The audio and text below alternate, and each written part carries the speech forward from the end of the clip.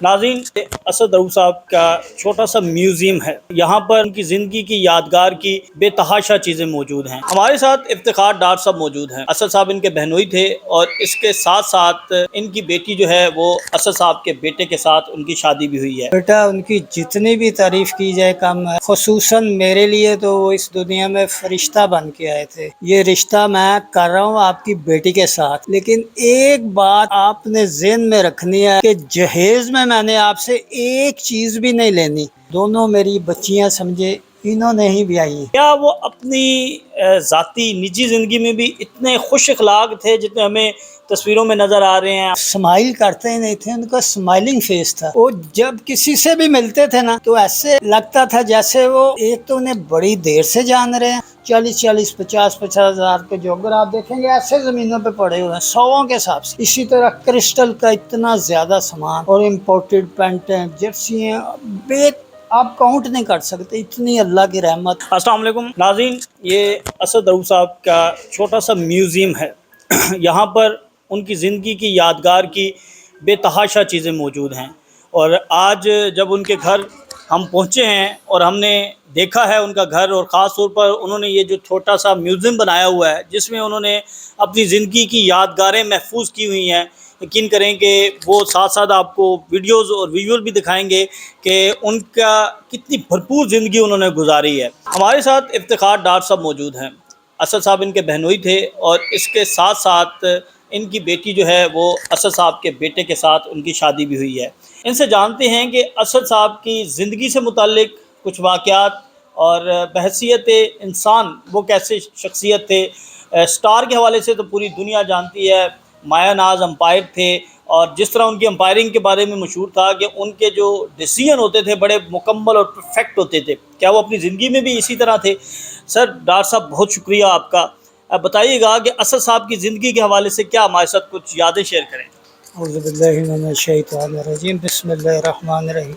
بیٹا ان کی جتنی بھی تعریف کی جائے کم ہے، خصوصاً میرے لیے تو وہ اس دنیا میں فرشتہ بن کے آئے تھے۔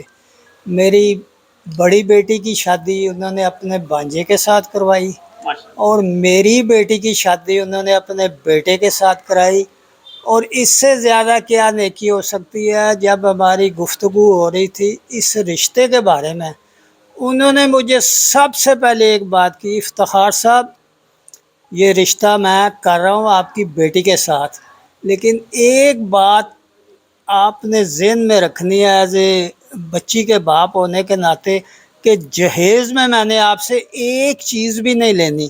جہیز میں نے ایک چیز نہیں لینی۔ آپ میرے گھر میں آ کے دیکھ لیں، یہاں تل رکھنے کی جگہ نہ ہے۔ منگنی ہماری کوئی 5-6 مہینے رہی ہے، 5-6 مہینوں میں وہ مجھے 5 سے 10 دفعہ ملے ہیں۔ ایک ہی بات کہی ہے کہ افتخار صاحب آپ نے شادی کا برڈن سر پہ لینا ہی نہیں۔ میں نے جہیز میں کوئی چیز نہیں لینی۔ وہ مجھے گھر لے کے آئے، وزٹ کرایا، ایک ایک چیز امپورٹڈ بچی کے اوپر والے پورشن میں، ایچ اینڈ ایوری تھنگ، بیڈ تک امپورٹڈ، پورا جو فرنیچر تھا سارا امپورٹڈ، اے سی، ہر چیز، فریج وغیرہ، LCD۔ اس کے باوجود کہتے ہیں اگر آپ نے اب کوئی چیز دینی ہے تو وہ دے دیں، وہ چیز کھلے گی نہیں، وہ پیک ہی رہے گی۔ میں نے پھر انہیں سلوٹ مارا، میں نے کہا آپ کی محبت کا شکریہ۔ میں اس لیے آیا تھا کہ شاید کوئی 1-2 چیزیں میں ڈھونڈ لوں جو کم ہوں گی۔ انہوں نے کہا یہاں ایکسٹرا چیزیں پڑی ہوں گی، کم آپ کو کوئی نہیں ملے گی۔ تو بیٹا یہ آج کل کے دور میں کتنے امیر لوگ ہوتے ہیں، ان کے سینے میں اتنی لالچ ہوتی ہے کہ جب ہم بیٹے کی شادی کریں نا، چاہے ہمارا گھر فل ہے، ہم نے ان سے A to Z ریکوائرمنٹ پوری کروانی ہے۔ مہمانوں کو انہوں نے مجھے کہا افتخار صاحب آپ نے جتنے اپنے بندے اکٹھے کرنے ہیں کر لیں، میرے جو لڑکوں کی طرف سے آئے گے نا وہ 25-30 ہی بندے ہوں گے جن کا برڈن۔ میں نے برات پر بھی انہوں نے جو ہے میں نے بڑا زور لگا کے نا، میں نے کہا نہیں محترم جی آپ کا اتنا میل جول ہے، اتنی تو آپ ہمیں پرمیشن دے کہ آپ کی رسپیکٹ کے لیے۔ کہتے یار میری رسپیکٹ کی کوئی بات نہیں، اللہ تعالیٰ نے بڑی عزت دی ہوئی ہے، لیکن میں نے کہا چلے پھر ہماری تھوڑی سی عزت करवाने के लिए। फिर उन्होंने कहा चले जी मैं 100 के करीब बंदे ले आऊँगा, बस बाकी वलीमे पे चाहे मैं 1000 इकट्ठे कर लो। वो भी मेरे कहने पे 5-7 मीटिंगों के बाद मैंने कहा जी मेरा भी मेल जोल है। उन्होंने कहा इफ्तार साहब मैं तो 2000 बंदा इकट्ठा कर ला, लेकिन मैं लड़की वालों पे बोझ नहीं डालूँगा। तो फिर मुझे उन्होंने 5-7 दफ़ा विज़िट कराया। जब मैंने अपनी तसल्ली कर ली, फिर मैंने उन्हें दोबारा सलूट मारा, मोहतरम जी इतने अजीम इंसान इस दौर में तो नहीं मिलेंगे। इसलिए मैं कहता हूँ वो सिर्फ मेरे लिए फरिश्ते नहीं थे, सबके साथ उन्होंने इसी तरह की डीलिंग की है। वो जनाजे पे आपने देख ही लिया। अगर क्रिकेटर नहीं आए बेटा, आप सही कह रहे हैं, लेकिन ये जो नई जनरेशन है ना, ये कामरान अकमल और ये, वो तो उन्हें जानते ही नहीं। जब से उन्होंने कैरियर, उनका कैरियर रमीज़ राजे के साथ था, सलीम मलिक के साथ था, एम्पायरी में उनका अलीम डार के साथ था, वो उन्होंने अपनी दोस्ती फुल निभाई। अलीम साहब और ये पूरी फैमिली इकट्ठी आज करने गए थे। हाँ, रऊफ साहब की पूरी फैमिली, बच्ची, बेगम, इसी तरह अलीम साहब की, तो उन्होंने तो निभाई है। रमीज़ राजा साहब का भी मैंने देखा काफ़ी जगह पे उनका चल रहा है कि मैं तो बड़ा उनका फ़ैन था। और रमीज़ राजा वो एक ही, बल्कि वो जूनियर थे रमीज़ राजा भी, जब ये जीसी की तरफ से खेलते थे। तो इस तरह बेटा नेकियां तो उनकी बेशुमार। ये जो नेकी है ना, ये देखिए ये सारी दुनियादारी है, ये भी उन्होंने कमाया, वो ये दुनिया कमाई। और वो जन्नत के दोनों वाक़यात आपको सुनाया मेरी दोनों बेटियों के लिए, एक अपने भांजे के साथ, उधर भी उन्होंने यही कहा था किसी किस्म की आपको टेंशन नहीं होनी चाहिए। तो चले वो तो भांजा था, तो वो मामू थे, तो ये तो उनका रियल बेटा था। और पहले अभी उन्होंने शादी करनी थी, तो कितने अरमान होते हैं बाप के, माँ बाप के ज़हन में कि मेरी, लेकिन वो बेटा ये उनकी नेकी है ना, तमाम नेकियों पे भारी है कि उन्होंने एक लड़की वालों के लिए किसी किस्म का बोझ, उनके लिए ऐसी आसानी पैदा की है कि जो क़यामत तक हमारे लिए आसान ही रहेगी। इफ्तिखार साहब, अलीम डार साहब की हमने जितनी भी तस्वीर देखी हैं यहाँ पर, उन सब में वो हंसते मुस्कुराते नज़र आ रहे हैं। अमूमन होता ही है कि जब आप तस्वीर खिंचवा रहे होते हैं तो कैमरामैन कहता है स्माइल। तो क्या वो अपनी ज़ाती निजी ज़िंदगी में भी इतने खुश अखलाक थे जितने हमें तस्वीरों में नज़र आ रहे हैं? अंपायरिंग करते थे तो बड़ा वो जोली सा और हंसमुख सबको जो है वो इन्वॉल्व करके रखते थे, उसके हवाले से। बेटा वो स्माइल करते ही नहीं थे, उनका स्माइलिंग फेस था।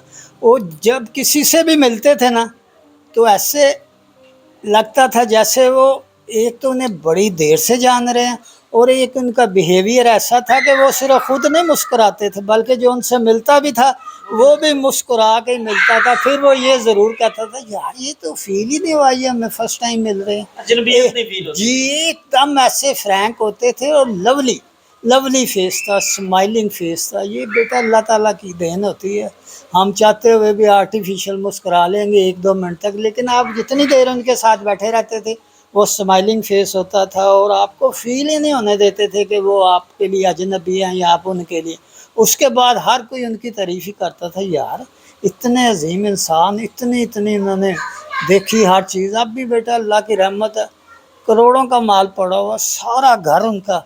जब उन्होंने इधर डीएचए में प्लाजे पे 4 मंजिला प्लाजा, 3-4 मंजिलें थी, 3-4 मरले का। डीएचए में आपको पता है 4 मरले से कम प्लाजा, वो पूरा प्लाजा ए से जेड उनका, तमाम इम्पोर्टेड चीज़ें।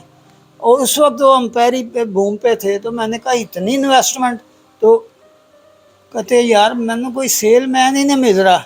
तो फिर उन्होंने वाइंड अप करके सारा सामान, अब आप देखेंगे हैरान हो जाएंगे, ये पूरा, ये 1-2 कमरे खाली हैं, पूरी कोठी उनकी सामान, इसके अलावा 2-3 गोदाम है, और सारे इम्पोर्टेड और सारे कास्टली, 40-40, 50-50 हज़ार के जोगर आप देखेंगे ऐसे ज़मीनों पे पड़े हुए हैं, 100 के हिसाब से।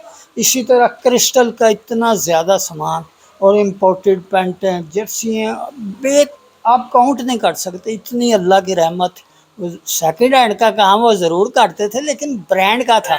हाँ, लोगों के जहन में था शायद वो 2-2, 4-4 सौ, हज़ारों के हिसाब से ना उनके शूज़ों की प्राइस थी। इसी तरह क्लॉथिंग की, वो ब्रांड था, वो सेल करते थे। सदराऊ साहब भी हमारे ब्रांड थे जी। फहद हैं आपके दामाद हैं। अच्छा, मुझे थोड़ा सा बताइएगा कि क्या असद साहब की फैमिली में किसी ने अंपायरिंग, क्रिकेट یا اس لیگیسی کو آگے لے کے گئے ہیں؟ اور فہد کے بارے میں تھوڑا. بیٹا فہد تو ابھی امریکہ سے نا گریجویشن کر کے آیا ہے، اور اس کے بعد آپ نے دیکھا نہیں، بارش ہے، ٹوپی پہنتا ہے، سلوار قمیض پہنتا ہے، بالکل ریلیجس ہے. آپ اس سے گفتگو کریں گے تو آپ کو پتہ لگے گا کہ یہ فوراً کوالیفائڈ ہے. ادروائز آپ ایسے ہی کہیں گے یار کہ مولوی مسیدہ مولوی جی لگ رہے. تو بیٹا امریکہ سے گریجویشن کر کے آئے ہیں، تو ادھر باپ کا بھی وہ ہاتھ بن رہے تھے، لیکن باپ اچانک ہی سڈنلی چلے گیا. کیونکہ جب آپ کو پتہ آپ کے ماں باپ کے پاس اللہ نے سب کچھ دیا ہوا ہے، تو بچوں کی بھی خواہش ہوتی ہے، باپ کی بھی خواہش ہوتی ہے یار جب تک میں زندہ ہوں تو میں فکر کی ضرورت ہی نہیں.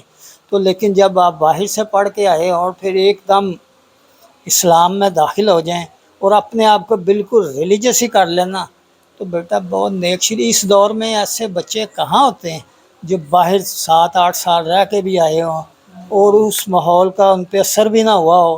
تو بیٹا ماں باپ کا فرما بردار بچہ ہے. دوسرا آپ کو پتہ اسپیشل بچہ، وہ بھی بہت زیادہ پیار کرتے تھے اپنے اسپیشل بچے سے بھی، اس سے بھی بہت زیادہ کرتے تھے.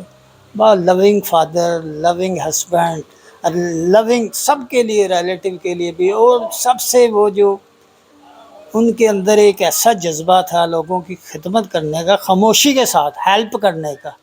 بچیوں کی شادیوں پہ، ویسے کوئی بیمار ہے، رشتہ داروں میں کوئی شادی بیاہ ہے، تو تمام سے ہٹ کے زیادہ بھی کرنا اور کوشش کرنا کہ کسی کو خبر بھی نہ ہو.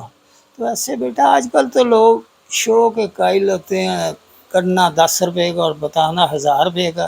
انہوں نے لاکھوں کا کر کے بھی کبھی نہیں کسی کو شو کرایا. یار میں جو یار اس کی قسمت میں تھا، میں تو ایک بہانہ بناؤں بس، اتنی بات. کبھی نہیں انہوں نے یہ کہا میں انہیں کر رہا ہیں، میں اسے وہ کر رہا ہوں.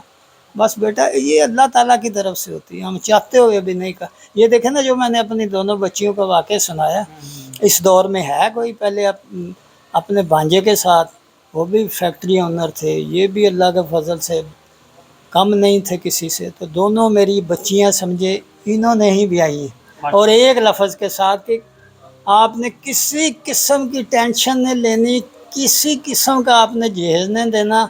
اگر دیا تو میں ناراض ہوں گا، بلکہ جگہ ہی نہیں دو گے تو ایسے ہی ہے جیسے آپ نے کوئی چیز پھینک دی ہے. تو انہوں نے کہا وہ اس چیز کی بھی آپ کیئر کرے، اس کی میں کیئر کروں گا. اب جب کی شادی ہوئی ہے، جب اپنے دفتر جاتے تھے میری بیٹی کو اتار جاتے تھے، ساتھ بیٹا بھی ہوتا تھا. 2-4 دن کے بعد جب اس سے پوچھتے تھے، وہاں سے میری رہائش نسبہ روڈ پہ تھی، ان کا کاروبار ادھر تھا، سمجھے ادھر سے کراس کر کے جاتے تھے.